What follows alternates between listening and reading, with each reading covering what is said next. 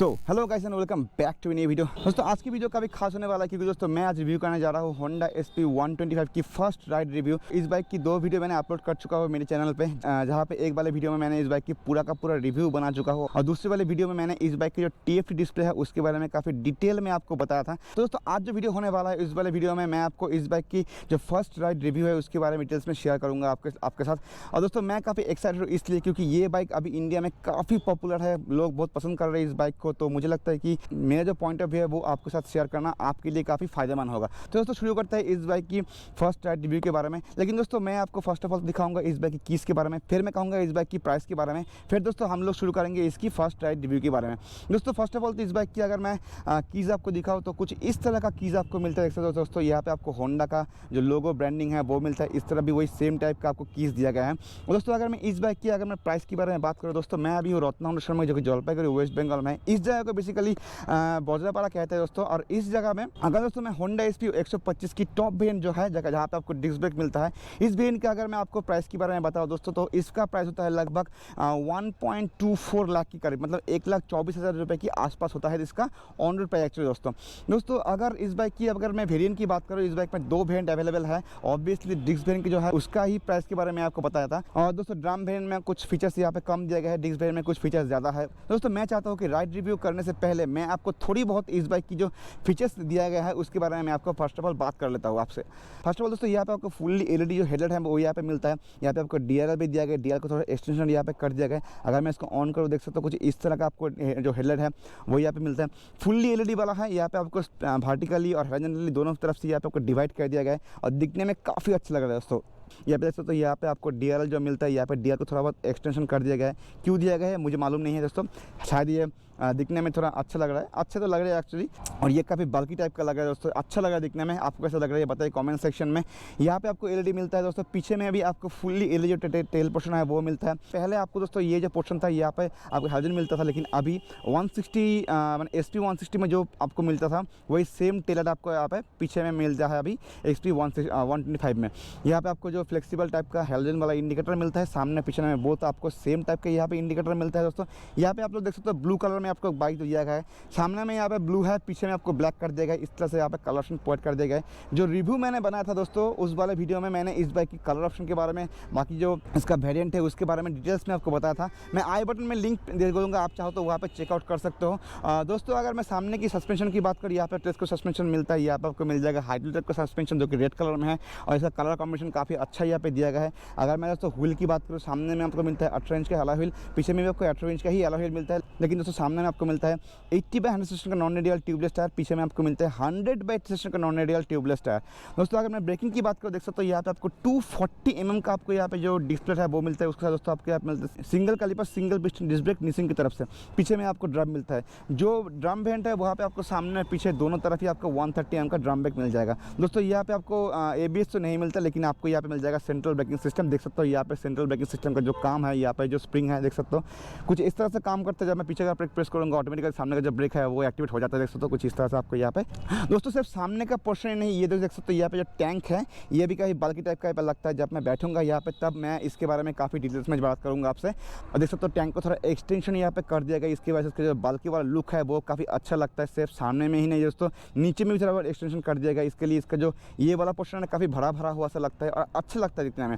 और देख सकते हो यहाँ पे अगर मैं इंजन की बात करूँ दोस्तों, यहाँ पे आपको मिलता है लगभग 4 single cylinder full injected BS6 E20 component 4 stroke 2 valve air cooled engine. यहाँ से आपको लगभग मिल जाएगा 10.9 bhp और लगभग 10.9 Nm का ही टॉर्क, और लगभग आपको मिल जाएगा यहाँ से 65 से 70 kmpl का माइलेज जो काफ़ी अच्छा है। यहाँ पे आपको मिलता है लगभग 11.5 लीटर का फ्यूल टैंक और राइडिंग रेंज हो जाएगा इस बाइक का लगभग 720 किलोमीटर के आसपास का। दोस्तों यहाँ पे एक अच्छी बात यहाँ पे ये है कि यहाँ पे आपको सेल्फ स्टार्ट तो मिलता ही दोस्तों, उसके साथ आपको यहाँ पे किक स्टार्ट मिलता है। जैसे तो यहाँ पे जो पूरा ब्लैक कलर का आपको यहाँ पे ब्रश फिनिशिंग में जो लीवर है, किक का लीवर जो भी है वो यहाँ पे आपको मिलता है, काफ़ी अच्छा लगा दिखने में। यहाँ पे साइड स्ट्रॉन्ग एग्जॉस्ट दिया गया है, एग्जॉस्ट के ऊपर देख सकते हो यहाँ पे कैटालिटिक कन्वर्टर है और यहाँ पे देख सकते हो आप लोग यहाँ पे क्रोम फिनिशिंग में आपको काफ़ी अच्छा खूबसूरत सा एक जो साइलेंसर गार्ड है वो भी यहाँ पे दिया गया है दोस्तों। अगर मैं उस तरफ से देखूँ दोस्तों, यहाँ पे नया देख सकते हो यहाँ पे जो सारी गार्ड है काफ़ी अच्छा लग रहा है, चेन यहाँ पे कवर कर दिया गया है और दोस्तों सीट काफ़ी अच्छा यहाँ पे दिया गया है, सिंगल टाइप का सीट यहाँ पे दिया गया है। और अगर मैं सीट की बात करूँ पिलियन सीट काफ़ी हार्ड लग रहा है मुझे, लेकिन राइडर जो सीट है वो काफ़ी सॉफ्ट यहाँ पे दिया गया है। 790 mm का सीट हाइट है दोस्तों, 167 mm का आपको ग्राउंड क्लियरेंस मिलता है। और लगभग इस बाइक का वेट अगर मैं बात करूँ तो लगभग 115 मतलब 115 किलो के आसपास इस बाइक का जो वेट है। TFT की अगर बात करो दोस्तों, यहाँ पे आपको 4.2 इंची फुल्ली डिजिटल इंस्ट्रूमेंटल क्लस्टर आपको यहाँ पे मिलता है दोस्तों। ये काफ़ी अच्छा यहाँ पे फीचर्स दिया गया दोस्तों। अब देख सकते हो यहाँ पे एक फीचर्स है जो ऑटोमेटिकली ब्लैक हो जाता है, देख सकते हो यहाँ पे हो जाएगा ऑटोमेटिकली। ये देखो हो गया ऑटोमेटिकली ब्लैक, ऑटोमेटिक वाइट हो गया। इस बार TFT डिस्प्ले के बारे में मैं एक टीचर्स में वीडियो बना चुका हूँ, मैं आई बटन में लिंक दे दूंगा, आप चाहो तो वो भी चेकआउट कर सकते हो। देख सकते हो दोस्तों यहाँ पे आपको राइट साइड पे मिलता है, यहाँ पे आपको इंजन ऑफ ऑन और इग्निशन स्विच, और यहाँ पे देख सकते हो यहाँ पे काफ़ी ज़्यादा मतलब 4 यहाँ पे आपको नेविगेशन की मिलता है। इसी को प्रेस करके आप यहाँ पे सब कुछ टॉगल कर सकते हो, सब कुछ यहाँ पे एक्सेस कर सकते हो। यहाँ पे आपको इंडिकेटर मिलता है, हॉर्न मिलता है, यहाँ पे आपको अपर डिपर और पास लाइट यहाँ पे एक साथ में इंटीग्रेट कर दिया गया है। और देख सकते हो यहाँ पे जो बॉक्स दिया गया है दोस्तों, इसका एक खास फीचर्स ये है कि जब ट्रैफिक में आप जाओगे, जब ट्रैफिक में रुकोगे तो वहाँ पे ऑटोमेटिकली इंजन जो है वो ऑफ हो जाता है, ऑटोमेटिकली इंजन ऑन भी हो जाता है। कुछ इस तरह का फीचर्स यहाँ पे दिया गया है। डिटेल्स में उसके बारे में बात करेंगे किसी और वीडियो में। आज के वीडियो में बस इतना ही कि राइड रिव्यू कैसा लगा मेरा, उसके बारे में बात करेंगे दोस्तों। फर्स्ट ऑफ ऑल दोस्तों मैं बात करूंगा इस बाइक की सीटर के बारे में, जो कि मैं बता चुका हूं, लेकिन फिर से मैं बताऊंगा इसके लिए क्योंकि आपको आसानी हो समझने के लिए कि आपके लिए कैसा होगा, कैसे आप इसको एक्सेस कर सकते हो जो भी हो। इस बाइक में है लगभग 790 mm का सीट हाइट। और अगर मैं यहाँ पे बैठूंगा दोस्तों, देख सकते हो कुछ इस तरह से मैं यहाँ पे बैठ गया और मेरा हाइट है लगभग 5 फुट 6 इंच। और मैं दोस्तों इतना कह सकता हूँ कि ये जो पोर्शन है ना, ये काफ़ी वाइड टाइप का दिया गया है, नैरो टाइप का है नहीं। तो इसलिए मुझे ऐसा लगता है कि 790 mm का सीट हाइट होने के बावजूद भी मेरा पैर जो है वो फ्लैट फुट नहीं हो पा रहा। तो मुझे ऐसा लगता है कि अगर ये पोर्शन नैरो होता तो मेरा फ्लैट फुट हो जाता, लेकिन ऐसा कोई बात नहीं है दोस्तों कि मुझे कॉन्फिडेंस की कभी कमी हो रही, ऐसा कोई बात यहाँ पे नहीं है, क्योंकि दोस्तों मैं दोनों तरफ ही पैर रख सकता हूँ और ये बाइक काफ़ी हल्का है दोस्तों, और इसको मैन्यूवर करना भी काफ़ी आसानी होगा आपके लिए।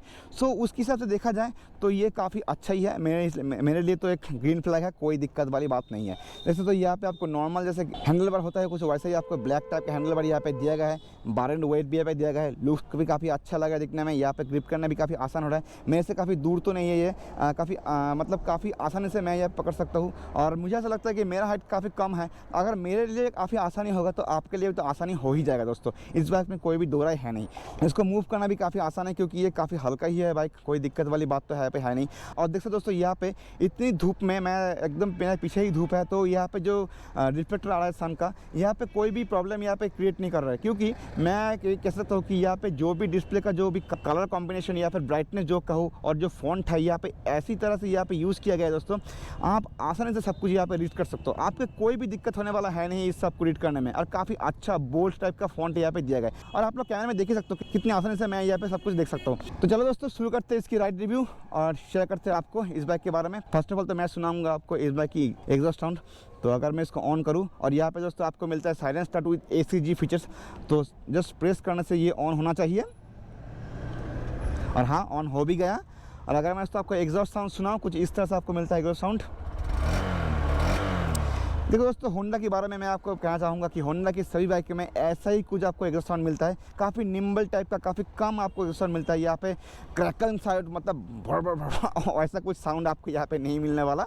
तो काफ़ी अच्छा निम्बल टाइप का साउंड है, सिटी कम्यूटर के लिए काफ़ी अच्छा है, फाइन आपको नहीं लगेगा, ठीक है ना दोस्तों। तो दोस्तों शुरू करते हैं फिर राइड रिव्यू इसके बारे में। तो दोस्तों मैं निकल चुका हूँ अभी शोरूम से, अभी मैं आपको इस बाइक के बारे में डिटेल्स में मेरा personal point of view share करूँगा आप लोगों के साथ। फर्स्ट ऑफ ऑल तो मैं कहूँगा दोस्तों इस बाइक की जो गियर शिफ्टिंग है उसके बारे में, तो मैं यहाँ पे थोड़ा बहुत रुकता हुआ मैं आपको बताना चाहता हूँ कि मतलब जो गियर शिफ्टिंग है वो कैसा है। दोस्तों फर्स्ट ऑफ ऑल तो देख सकते हो मैं फर्स्ट गियर दूंगा दोस्तों। मैं तो ये तो कहना चाहूँगा कि जो फर्स्ट गियर है ना, काफ़ी स्मूथ यहाँ पे जो गियर शिफ्टिंग है। मैं क्या कहूँ इस बाइक के बारे में, मतलब मैंने होंडा की काफ़ी सारे बाइक चलाया हूँ और मुझे ऐसा लगता है कि होंडा का जो भी रिफाइन है ना, मतलब होंडा के रिफाइन की तुलना किसी और बाइक से हो ही नहीं सकता।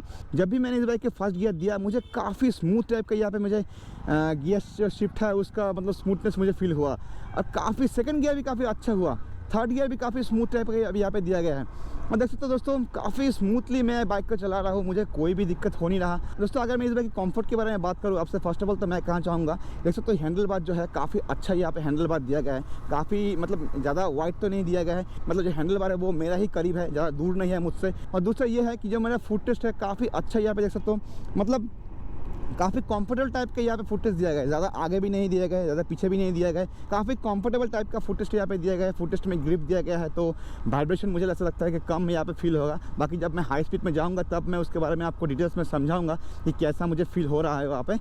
लेकिन दोस्तों मेरा जो बैकबोन है, मतलब मैं यहाँ पे काफ़ी स्ट्रेट यहाँ पे बैठा हुआ हूँ, मुझे झुक के बैठना नहीं पड़ रहा, काफ़ी कंफर्टेबल है, काफ़ी अपर टाइप का यहाँ पे दिया गया है। लुकिंग ग्लास भी काफ़ी अच्छा यहाँ पे दिया गया है, मतलब रेयर जो व्यू है काफ़ी अच्छा यहाँ पे मुझे मिल रहा है।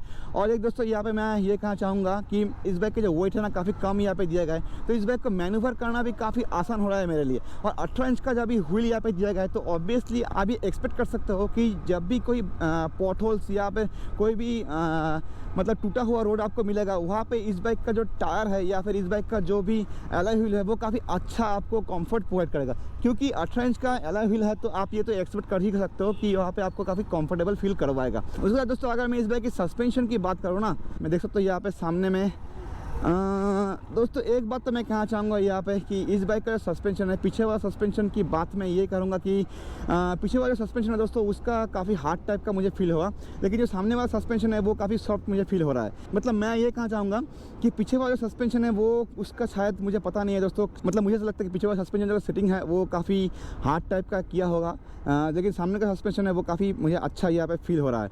अभी हाइट में हम लोग चेक करेंगे कि इसका जो टॉप गियर है वो कैसा फील होता है, और उसका जो हाईवे परफॉर्मेंस है वो कैसा यहाँ पे फील होता है, उसके बारे में हम लोग थोड़ा बहुत चेक कर लेंगे दोस्तों। तो चलो यहाँ पे चेक कर लेते हैं फिर। 3, 2, 1 एंड गो। दोस्तों मुझे ऐसा लगता है, मुझे ऐसा लग रहा है कि पिकअप तो काफ़ी अच्छा यहाँ पे जा रहा है दोस्तों, पिकअप तो काफ़ी अच्छा यहाँ पे हो रहा है, काफ़ी अच्छा पिकअप यहाँ पे चल रहा है दोस्तों। Oh my goodness, wow. दोस्तों एक बात तो मैं मानना पड़ेगा दोस्तों इस बाइक की कि इस बाइक का काफ़ी अच्छा यहाँ पे पावर प्रोड्यूस करता है। 10.9 bhp, आप इसे कम मत समझिए, 10.9 bhp के साथ 10.9 Nm का ही टॉर्क है, मतलब 11 आप समझ लो, तो काफ़ी अच्छा यहाँ पे पावर प्रोड्यूस करता है गाइस। आपको हाईवे में कोई भी दिक्कत होने वाला है नहीं। लेकिन दोस्तों एक बात मैं और एक ऐड करना चाहूँगा यहाँ पे कि दोस्तों अगर आपके बगल से कोई भी बड़ा गाड़ी आप जा रहा है तो वहाँ पर आपको थोड़ी बहुत दिक्कत होगा, क्योंकि इस बाइक का जो वेट है वह काफ़ी कम है। अगर इस बाइक का वेट ज़्यादा होता तो कोई भी दिक्कत नहीं होता, लेकिन दोस्तों इस बाइक का जो वेट है काफ़ी कम है, तो अदरवाइज काफ़ी अच्छा यहाँ पे पावर प्रोड्यूस करता है ये बाइक। और जब भी मैं इस बाइक को हाई स्पीड में चला रहा था दोस्तों, तभी मुझे कोई भी वाइब्रेशन फील नहीं हुआ मेरी हैंडल बार में, लेकिन दोस्तों मेरे फुट टेस्ट में थोड़ा बहुत जो मतलब वाइब्रेशन है वो मुझे फील हुआ।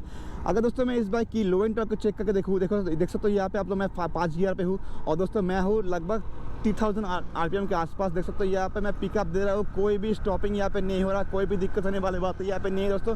पूरा का पूरा गाड़ी पिकअप ले लिया दोस्तों, मतलब इस बाइक का जो लो एंड टॉर्क है काफ़ी अच्छा यहाँ पे दिया गया है। और ऑब्वियसली बात है लो एंड टॉर्क तभी काम आता है जब आप किसी को ओवरटेक करोगे या फिर अचानक से जब पिकअप लेने की ज़रूरत होती है, तब आपको ये फीचर्स जो है वो आपको काम में आएगा। तो आपको कोई भी दिक्कत लो एंड टॉर्क के मामले में होने वाला है नहीं। अभी दोस्तों हम लोग इस बाइक के थोड़ा बहुत ब्रेकिंग टेस्ट कर लेंगे कि कैसा ये बाइक जो ब्रेक है उसका फीलिंग्स कैसा होता है। फर्स्ट ऑफ ऑल दोस्तों मैं कहना चाहूँगा इस बाइक में तो ABS नहीं है, लेकिन उसके बदले आपको यहाँ पे मिलता है सेंट्रल ब्रेकिंग सिस्टम, मतलब CBS। तो मुझे ऐसा लगता है कि ब्रेकिंग काफ़ी अच्छा तो यहाँ पे होना चाहिए। लेकिन दोस्तों इस बाइक में आपको सामने में ही आपको डिस्क ब्रेक मिलता है, पीछे में आपको ड्रम ब्रेक मिलता है। तो मुझे थोड़ा कन्फ्यूजन है कि पीछे वाला ब्रेक कैसा काम करेगा। जो भी हो हम लोग चेक करेंगे और देखेंगे कि कैसा ये ब्रेक काम करता है। तो सिग्नल थोड़ा बहुत हो जाए यहाँ पे ग्रीन। ओके दोस्तों, तो चलो हम लोग अभी इसका ब्रेक टेस्ट करके देख लेंगे कैसे यहाँ पे जो ब्रेक है वो यहाँ पे काम करते हैं। तो दोस्तों पीछे वाला ब्रेक थोड़ा प्रेस करके देख लेते हैं। थोड़ा इसके लिए मैं पिकअप दूंगा इस बाइक को। अभी हम लोग प्रेस करेंगे जो पीछे वाला ब्रेक है वो। दोस्तों मुझे ऐसा लगता है कि पीछे वाला जो ब्रेक है वो उतना ज़्यादा अच्छा काम तो यहाँ पे नहीं कर रहा। अगर दोस्तों मैं सामने वाला ब्रेक को प्रेस करके देखूँ दोस्तों, सो सामने वाला ब्रेक की काफ़ी अच्छा फीडबैक आपको मिल जाएगा दोस्तों। और अगर मैं दोनों ब्रेक को एक साथ में प्रेस करके देखूँ दोस्तों तो बहुत ही अच्छे ब्रेकिंग है। ऑब्वियसली बात है दोस्तों, सामने में आपको यहाँ पे डिस्क ब्रेक मिलता है, पीछे में आपको ड्रम ब्रेक मिलता है। दोनों कॉम्बाइंड ब्रेकिंग के साथ काफ़ी अच्छा यहाँ पे आपको फीडबैक जो है वो मिल जाएगा। लेकिन दोस्तों एक बात तो यही है कि पीछे में यहाँ पे ड्रम ब्रेक दिया है, तो अगर आप सिर्फ पीछे का ब्रेक प्रेस कर रहे हो तो आपको थोड़ा बहुत कॉन्फिडेंस में कमी हो सकता है। लेकिन अगर दोस्तों आप सामने वाला ब्रेक या फिर सामने और पीछे दोनों वाला ब्रेक एक साथ प्रेस करोगे तो आपको उस टाइम पे कोई भी यहाँ पे आपको कॉन्फिडेंस का लैगिंग नहीं होने वाला। अभी चलो थोड़ा बहुत आगे जाते हैं और इस बाइक के बारे में थोड़ा बहुत हैंडलिंग की बात कर लेते हैं। दोस्तों मैंने पहले बताया आपको इस बाइक के जो यहाँ पे जो हैंडल बार दिया गया है काफ़ी कंफर्टेबल पोजीशन में दिया गया है, ज़्यादा नीचे भी नहीं है, ऊपर भी ज़्यादा नहीं है, ज़्यादा वाइड भी नहीं है। तो इजीली आप इसको मैन्यूवर कर सकते हो। 18 इंच का व्हील यहाँ पे दिया गया है, तो आप इसको आसानी से किसी भी एंगल में मूव कर सकते हो। दोस्तों इस बाइक का जो गियर शिफ्टिंग है ना, काफ़ी स्मूथ टाइप का यहाँ पे गियर शिफ्टिंग दिया गया है। मुझे ऐसा लगता है कि मतलब जो 1 से 3 नंबर जो गियर है वो काफ़ी स्मूथ टाइप का होता है, लेकिन मुझे ऐसा लगता है कि 4 और 5 नंबर का जो गियर है वो काफ़ी हार्ड टाइप का है। और मुझे ऐसा लगता है कि ये बाइक का अभी सर्विसिंग नहीं हुआ है, तो अभी इस बाइक का मतलब सेकंड सर्विसिंग हो जाएगा लगभग। फर्स्ट सर्विसिंग या फिर सेकंड सर्विसिंग जब हो जाएगा तब शायद इस बाइक का जो गियर है वो काफ़ी स्मूथ हो जाएगा। तो हम लोग पहुंच गए शोरूम पे। तो दोस्तों मुझे ऐसा लगता है कि मैंने आपको मेरी पॉइंट ऑफ व्यू काफ़ी अच्छी तरह से यहाँ पे शेयर कर चुका हूँ। अगर आपको किसी भी चीज़ की ज़रूरत हो तो बताइए कमेंट सेक्शन में। तो दोस्तों मैं अभी हूँ रत्ना होंडा शोरूम में, जो जलपाईगुड़ी वेस्ट बंगाल में है। इस जगह को बेसिकली बजरापाड़ा कहते हैं। और यहाँ पे दोस्तों इस बाइक का मतलब जो डिस्क वेरिएंट है SP 125 का, उसका ऑन रोड प्राइस है लगभग 1.24 लाख, मतलब 1,24,000 रुपये के आसपास दोस्तों। ठीक है ना दोस्तों। तो दोस्तों वीडियो अगर अच्छा लगे तो लाइक करो, पेज को कर देना फॉलो। मिलते हैं दोस्तों अगले वीडियो में, तब तक के लिए bye bye and ride safe.